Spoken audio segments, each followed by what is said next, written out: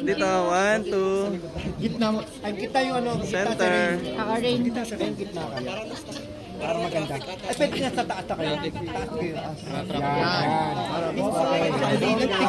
Okay, dito po muna. 1, 2, 3. Mike. This side, 1, 2, 3. You're there.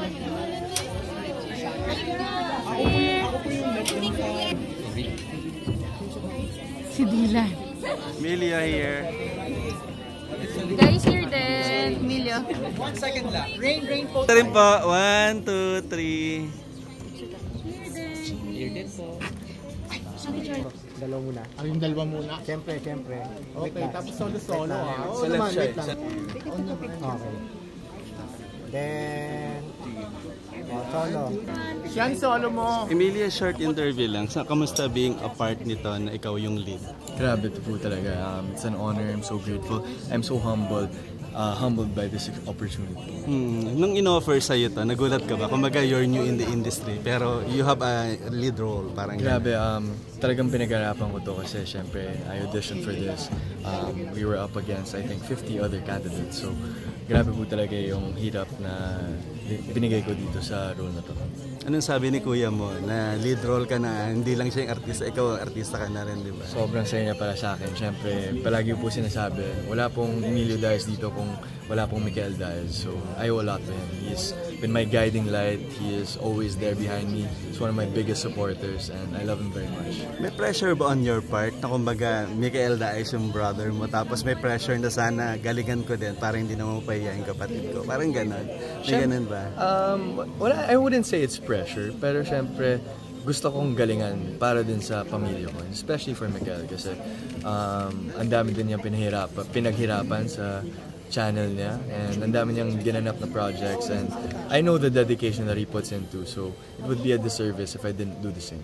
Malaking factor ba on your part na pumasok ka sa PBB? Kung bakit ngayon mas kilalang kilala ka? Kasi you are, kumbaga, napanood nationwide, di ba? Ako, for me, I always say this po, PBB has been one of the biggest blessings for me this year. Grabe, syempre very unexpected kasi nag-audition din pa ako para doon and alam kong madami pong pangarap na makapasok sa bahay ni Kuya. Isa pong karangalan na kasama na rin po ako doon and I will never forget it. Pero anong reaction mo na first lead role mo pero medyo BL yun?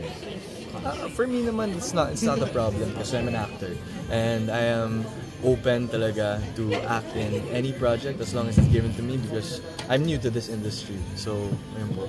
So wala kang mga hesitations? No, there's no hesitations. I'm an actor and I will do my best. Always. Nagkising-sim kayo? Makita niyo. Ano yung advice na binigay sa'yo ni Mikel sa show? Sabi niya, mahalin mo ang press kasi sila yung mga kaibigan mo. So, anong gagawin ko? Pero as a PBB, kumbaga malapit na rin yung big night, di ba? Ikaw personally, sino yung big four na inaasam mo na sana ang makapasok? Big four ko, Mili and Shukla. Para sa labas na. Yes. Yan ang big four ko. Any memorable experience sa PBB na hindi mo malilimutan? Siyempre, hindi ko talaga malilimutan yung last week ko doon kasi naging task leader ako and it was a dream of mine to be a task leader and siyempre, napanalo namin yung task na yun. So, yeah. Pero kanina Emil, sabi mo wala kang hesitations, wala kang limitations. Who knows, baka may mga malalaki pang offer sa'yo with the same team.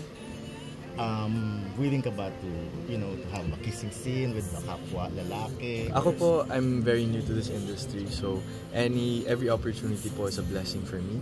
I don't know what the future holds. That's management's decision, but I am an actor and that's what I will do. Lagi namin tinatanong doon sa mga lumabas sa bahay ni Kuya, paano yung CR experience nyo doon? Di ba parang ang hirap kasi, di ba? Oo, pero nag-practice ako doon kasi si Megan, yung kapatid ko, she told me already na mag-practice ka sa bahay, mag-shower ka with underwear. So, yun yung ginawa ko. hindi ka naman natakot na baka masalipan? Ay, hindi, okay lang. Kasi kahit buksan nila, may damit pa rin ako. So, no problem. Okay. Thank you. Thank you guys. Maraming salamat. Support Love at First Bite. Thank you.